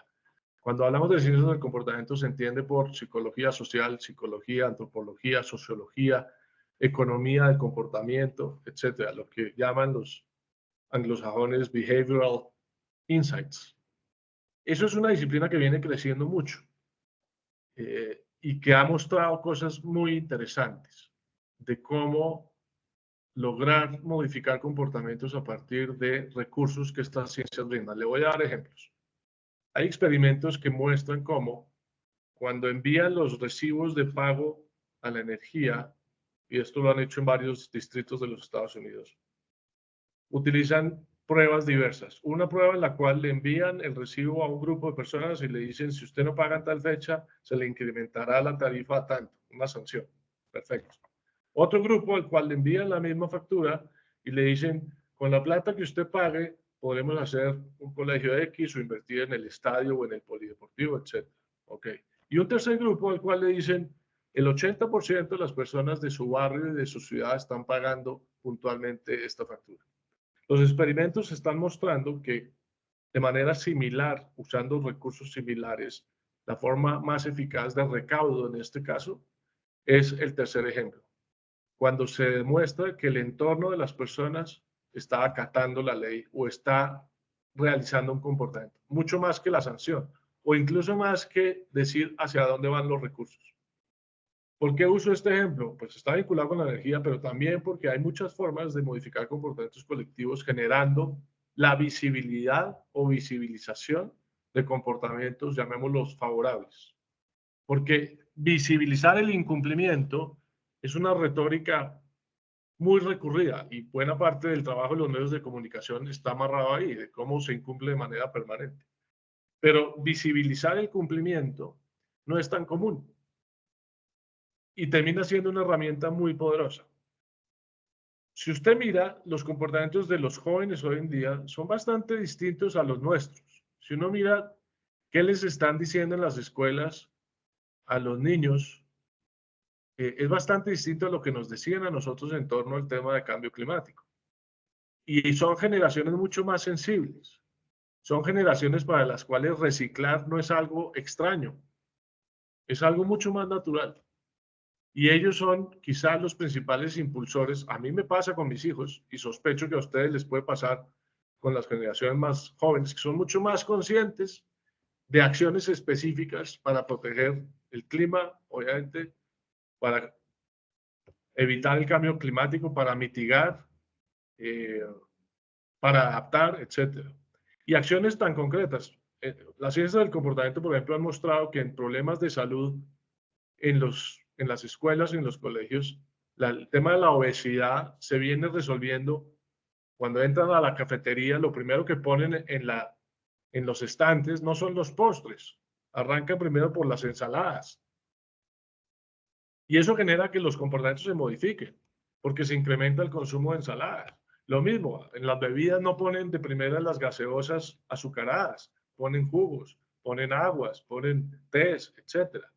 Ese tipo de acciones específicas suelen ser bastante eficaces en la modificación de los comportamientos colectivos. Y en el tema de cambio climático, por supuesto, existen muchas de esas herramientas que se pueden usar. Herramientas como el consumo de energía, como no tener las luces prendidas todo el tiempo, ni en las oficinas, ni en los hogares, son cosas que se pueden modificar de manera importante acudiendo a este tipo de ejemplos y de motivaciones o incentivos comportamentales. Y asimismo, con el tema del uso del vehículo automotor o no, todos estos experimentos que se están haciendo, algunos incipientes, quizá no suficientes, pero que permiten modificación de comportamientos colectivos. Si usted compara una ciudad como Bogotá, que es donde yo vivo, pero usted puede hacer lo mismo seguramente en Medellín, y mira cuánta gente hoy día va en bicicleta al trabajo o en patineta, comparado con hace 20 años, hay una diferencia importante.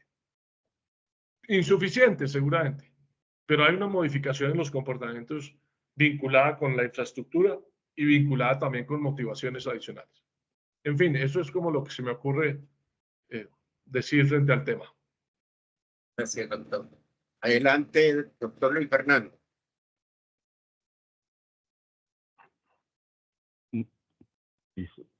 Jaime, yo quisiera como preguntar una cosa y comentar otra.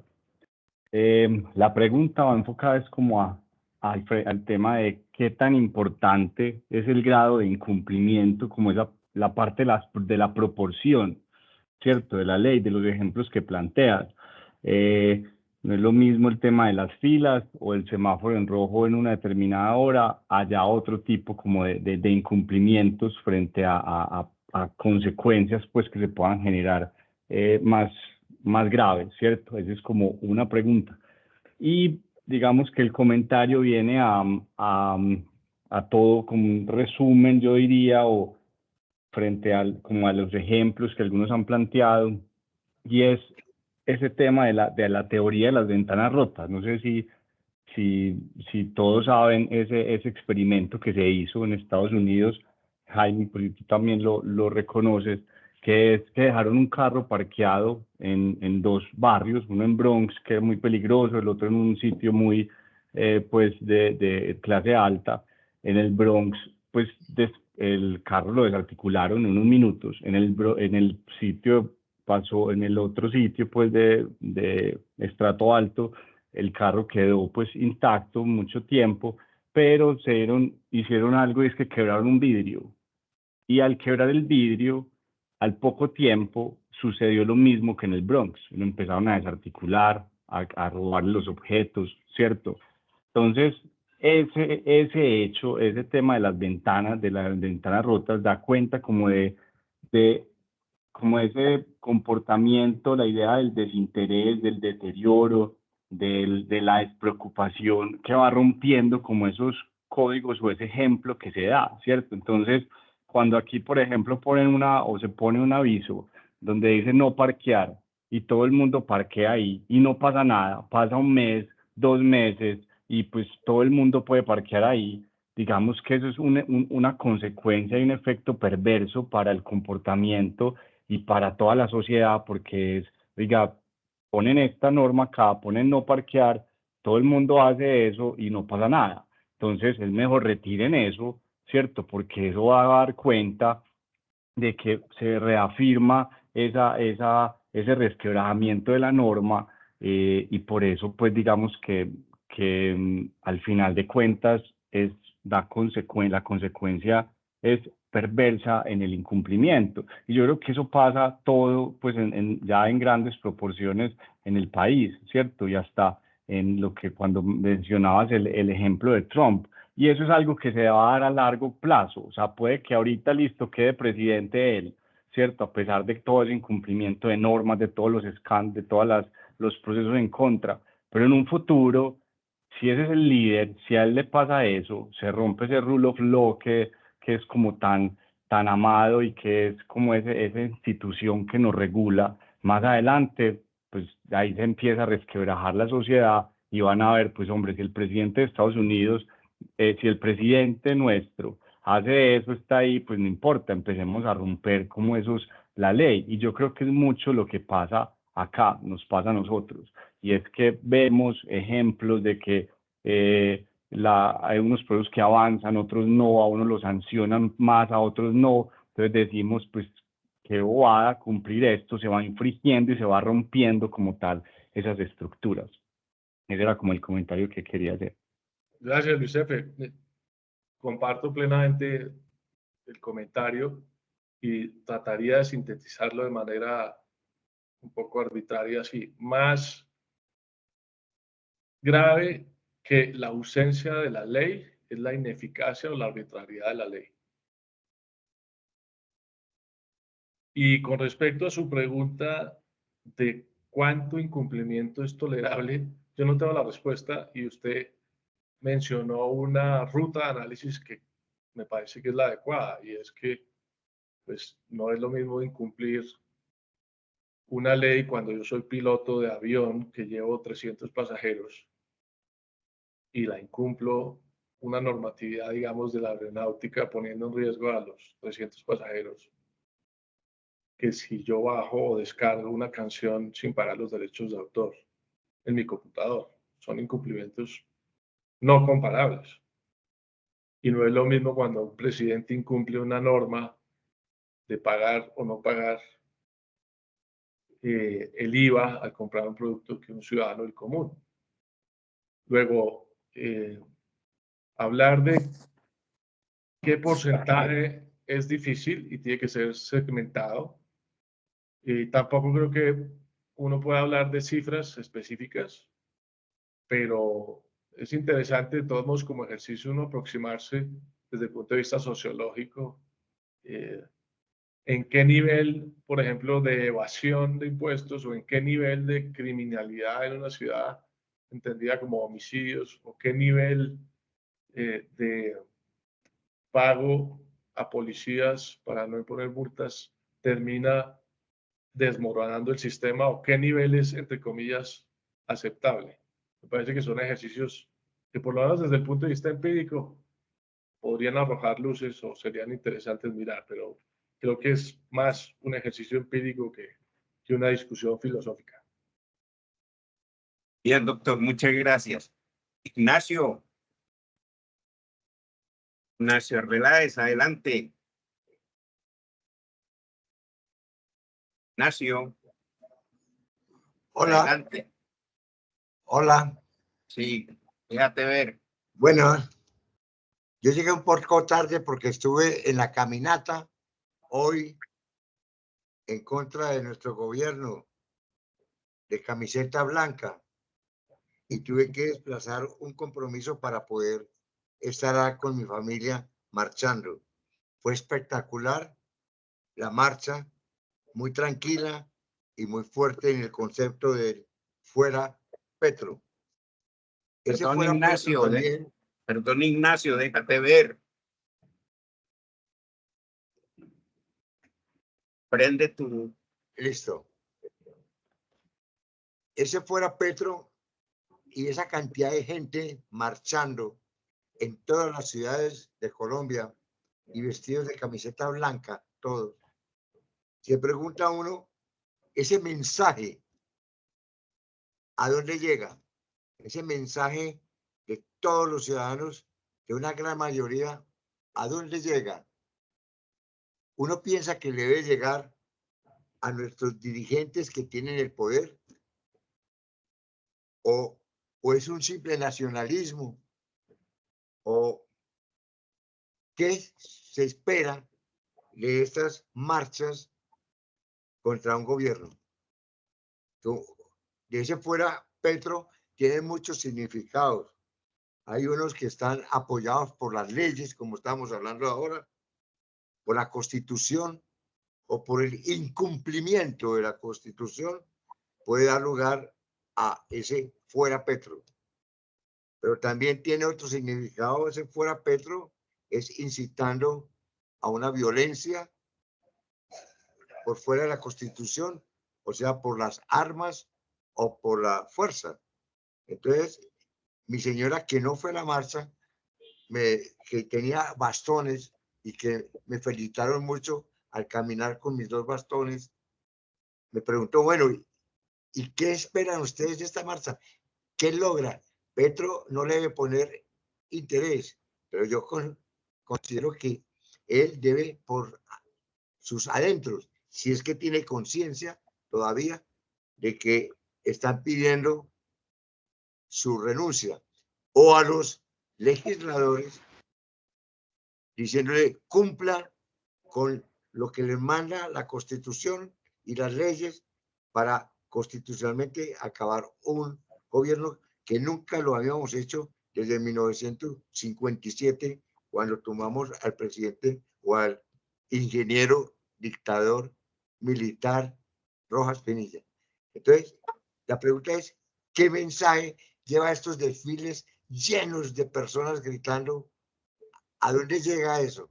Son las 4 de la tarde, todo el mundo está en sus casas, está tranquilo.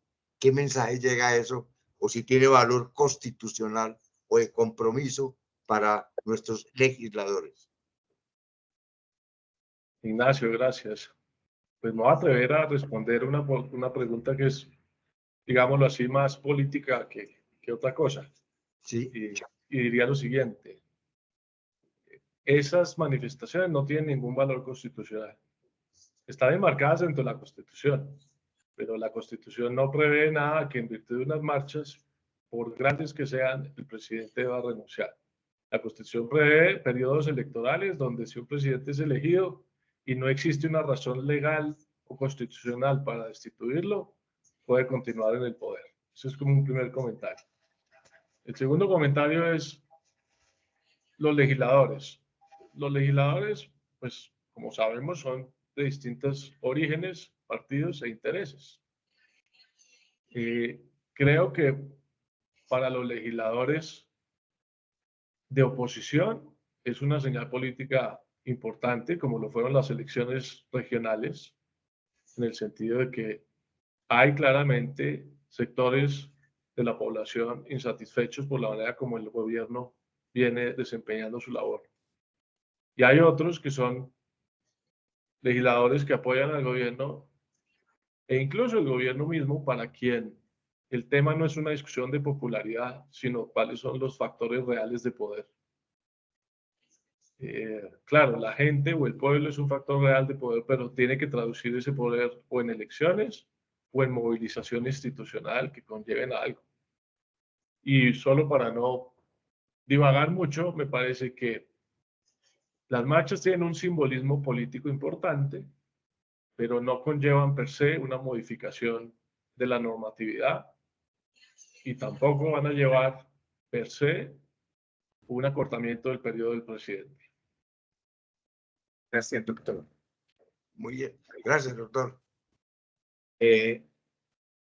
Pascual, ¿ibas a decir algo? Prende el micrófono. Sí, no tenía la manito ahí indicada, pero la verdad es que yo estoy de acuerdo con el doctor Jaime, sobre todo cuando son regímenes con tantos elementos contrarios al sentido común de la gente, porque sabemos realmente pues el origen de este gobierno y no podemos esperar realmente grandes alternativas democráticas.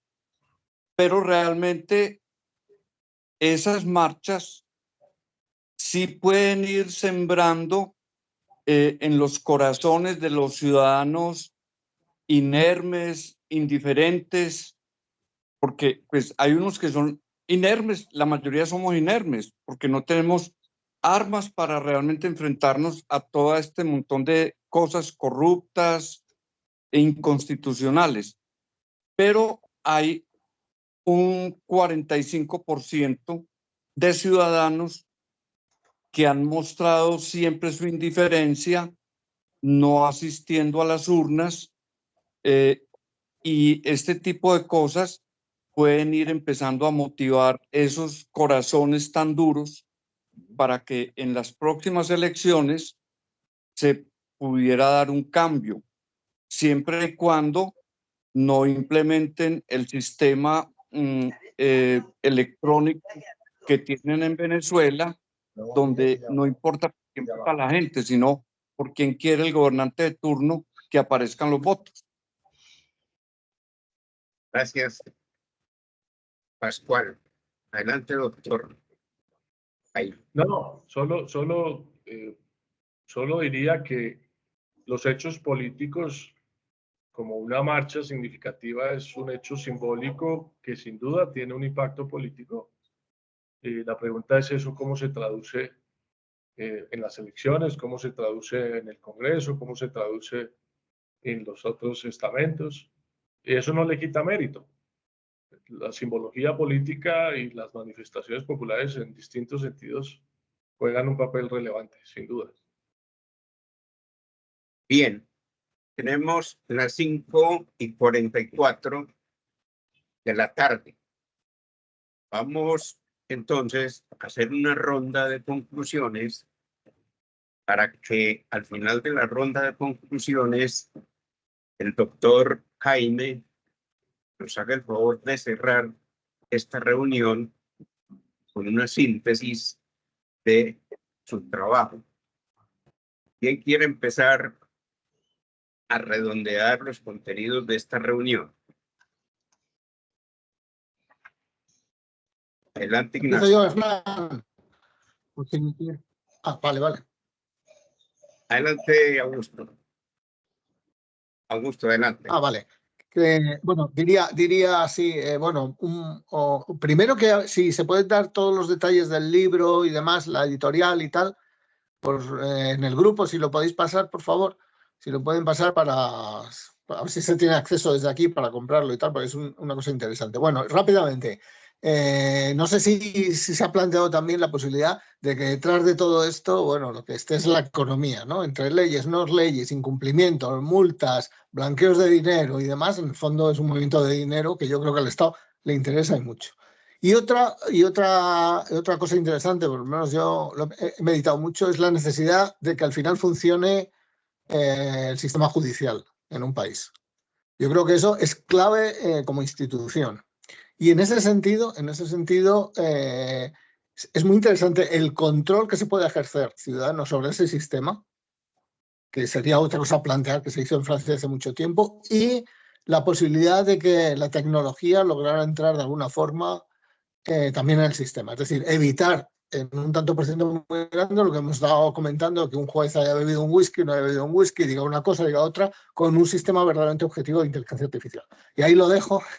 Quizás para otro día sería precioso poder continuar. Muchas gracias. ¿Quién quiere redondear? Ignacio, ibas a decir algo. Adelante, Ignacio.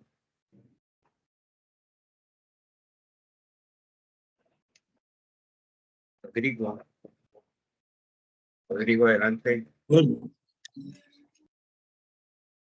yo quiero volver a agradecer nuevamente y además decir que este es un tema de la máxima importancia, pero adicionalmente, y que valdría la pena seguir trabajando de alguna manera, pero adicionalmente también quiero concluir que también hay que ir, yo diría que hay que ir por partes. Es más fácil lograr que en la casa haya normas que se cumplan y haya pues una forma de Estado que sea eficaz, y luego de pronto en un barrio y de pronto en una ciudad y más adelante en un país. Pero porque no se puede caer pues en el desánimo de decir que ya todo se perdió y que entonces la ley pues ya no tiene sentido. De manera que sigamos trabajando en el tema y sigamos proponiendo, porque la verdad es que en esta falta de respeto generalizada por la ley, si seguimos con eso, pues el futuro va a ser horrible y muy pronto. Muchas gracias y feliz tarde para todos. Gracias, señor. Muy amable. Florecilla. Adelante, Florecilla. Prende el micrófono. Prende el micrófono. Ya. El mouse se me corrió y no la había podido encender. Bueno, yo solamente quiero decir que estoy de acuerdo con el comentario de hace un instante, porque yo siempre he pensado, desde mi posición de madre, que la ley entra desde la casa, los valores, los principios se adquieren en el hogar. Y somos nosotros los mayores, seamos padres, cuidadores, como lo querramos llamar, los que estamos llamados a hacer que se apliquen y se cumplan las normas desde el hogar. Porque quizás en alguna oportunidad decía, ¿cómo le dice una mamá a un niño? No diga mentiras porque se lo lleva el chucho, se lo lleva el coco, se lo lleva el diablo. Y entonces tocan a la puerta y la mamá dice, hijito, vaya, abra, y si pregunta por mí, diga que no estoy. Entonces el niño abre y dice que mi mamá le manda a decir que no está. ¿Qué le estamos enseñando al niño? Por Dios, entonces esos valores, o lo manda el niño a la tienda y le dice, vaya a comprar una bolsa de leche. Entonces el niño viene con la leche y la mamá mira que le hayan dado la de vuelta correcta. Pero si de pronto el tendero se equivocó y le dio 200 pesos de más, por poner un ejemplo cualquiera, entonces la mamá le dice, ay hijo, vea, le sobraron 200 pesos, esos son suyos. Ese viejo bobo de la tienda se equivocó, eso es suyo, usted se los ganó. Desde mi óptica, ahí lo está enseñando a ser corrupto. Porque debió decir, hijo, al señor le sobraron 200 pesos a favor de tuyo y son de él, vaya, devuélvalos. Porque si hubiera sido al contrario, ahí se hubiera mandado a reclamar. Pienso yo, no sé qué opinen los demás, pero es lo que yo redondeo, digamos, en cuanto a los valores que se adquieren desde el hogar. Muchas gracias, Florecilla. ¿Quién más quiere hacer una conclusión? Adelante. Yo redondearía, perdón, con una palabra, y es ejemplo. Ese sería como para mí, como redondear, como todo esto, dar ejemplo, como decimos, en nuestras casas, en nuestra sociedad, en estos grupos, discusiones, ¿cierto? Todo esto ayuda a que con al menos varios o se vayan multiplicando y eso como que se vaya derramando con el ejemplo. Ejemplo. Muy bien. ¿Alguien más? Entonces, le damos la palabra al doctor Jaime para que tengan la amabilidad de cerrarnos este interesantísimo encuentro que hemos tenido hoy en la tertulia ética civil empresarial con una persona tan prestante. Adelante, el doctor Jaime. Yo solo quiero nada agradecer, cerrar agradeciendo. Yo no quisiera repetir para efectos ni comentar los cierres que ha hecho, que me parecen maravillosos, sino simplemente agradecer por invitarme, por haberme invitado, a usted, a Luis Fernando por haberme conectado, Y a ustedes por participar en la discusión. Creo que estos temas lo que requieren es continuidad de discusión, seguir pensando cómo desarrollarlos, profundizarlos, ampliarlos y, por supuesto, preguntarse de manera específica cómo gestionarlos y en qué ámbitos uno es capaz de movilizar gestión en discusiones relevantes como por qué incumplimos la ley y por qué nuestra sociedad necesita reivindicar el papel de las normas, todas ellas, morales, sociales y legales. Muchas gracias a ustedes. Muchísimas gracias a usted. Que pasen una buena noche. Mil gracias, doctor Jaime. Le repito nuestros agradecimientos. Ha sido muy importante esta reunión con usted. Hasta pronto, entonces.